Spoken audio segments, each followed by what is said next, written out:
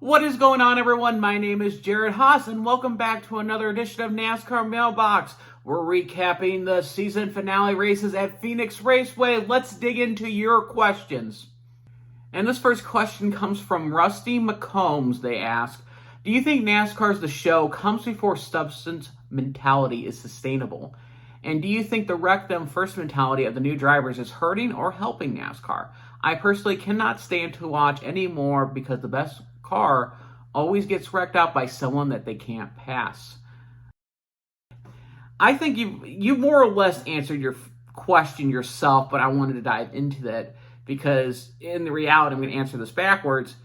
It's hurting you. You've turned off by this situation, especially what happened in the Truck Series, of how embarrassing the race was. A third of the race, third of the drivers wrecked out of the race, did not finish. And we ran 29 overtime laps.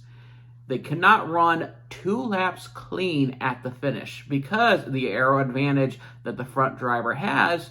And if you're not able to get them out of the way, you're gonna move them out of the way, and you're gonna try to do everything you can, especially in the sprawling out of that Phoenix dogleg. It's really tough for these drivers to pass in this situation. So it's hurting NASCAR in the sense that this is what the young drivers are learning. And that if I can't win, well, you're definitely not going to win. And we saw that situation with Corey Heim.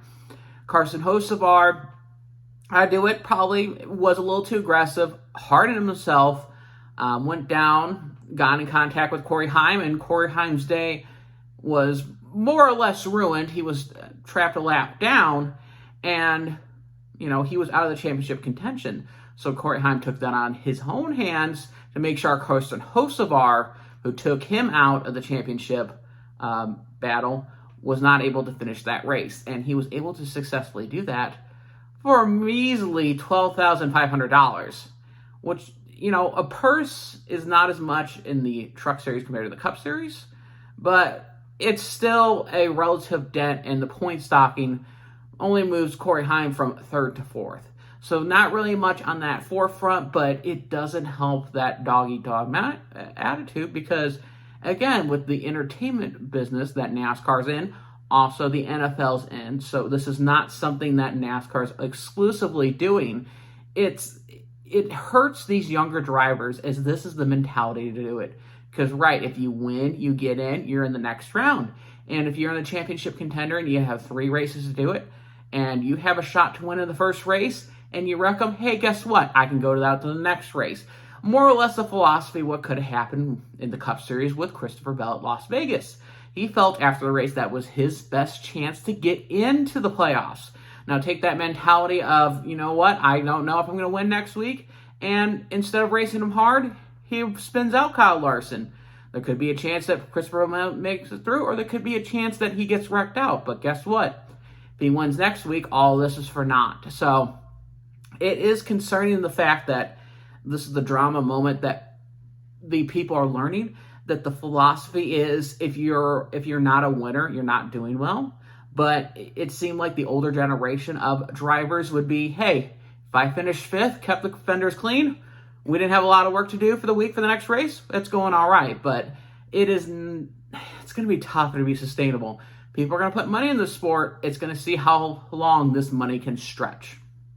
I think leading after this conversation we've had about the mentality with these younger drivers, I think this next question kind of plays into it. I've already answered it in a previous mailbox, which you can watch above, but this was asked by Jim Curtis 560. They ask, why did they have stages at Phoenix?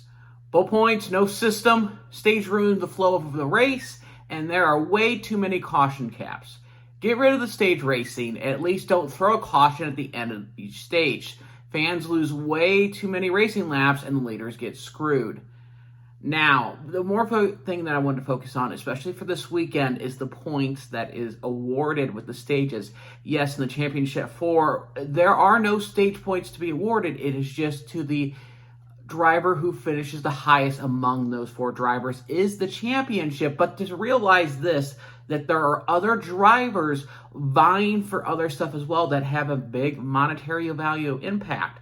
Specifically, if you're at a certain level in the top 20, top 30 in driver and owner points, there is a payoff cutoff. If you look in the Cup Series, for example, in the top 25, you get $1 million bonus for finishing inside the top 25. Justin Haley and the 31 team for Colleague Racing finished ahead of the number 7 for Spire Motorsports. They came into the day only 3 points separated. That's for $1 million right there for a team that's relatively mid-level, considering the fact that Colleague Racing is looking to get some financial help, and Spire Motorsports trying to make a name for themselves in the Cup Series. It's a huge name for those two teams, but it's got buried between the storylines of the championship for drivers. At the end, the 31 team was able to keep their lead over the Spire Motorsports by 4 points. So Colleague Racing was able to get another additional $1 million, finishing in the top 25 in owner points. And you can even have that same situation in the Xfinity Series. In the top 20, those drivers get a bonus as well. And coming into that race, Kyle C. for RSS Racing held that position, but with an early wreck and being the car that finished last in the race, he dropped out of the top 20, and Anthony Alfredo was able to catapult himself over Josh Williams to get himself that extra money. So there is incentive for these other drivers to race as well, not just being focused on the championship 4, but these drivers are still getting paid to finish inside of a certain position, whether top 20 or top 25, that these matter, and the stage points make a difference. Again, if what happened if the Spire Motorsports car stayed out at the stage 2, was able to score those stage points, now they're getting $1 million. So there is still incentive. There's stuff that's going on with the other storylines throughout the field, but the important thing is other drivers have stuff to race for. Thank you very much for watching. As always, like and subscribe. That really helps out our content. Make sure it gets to you every time we post. And as always, make sure to have a great race weekend. This is Austin Dillon, driver of the Bass Pro Shops Chevrolet. Make sure to hit that subscribe button. Also check out one of those 2 videos beside me. Visit frontstretch.com for more racing content.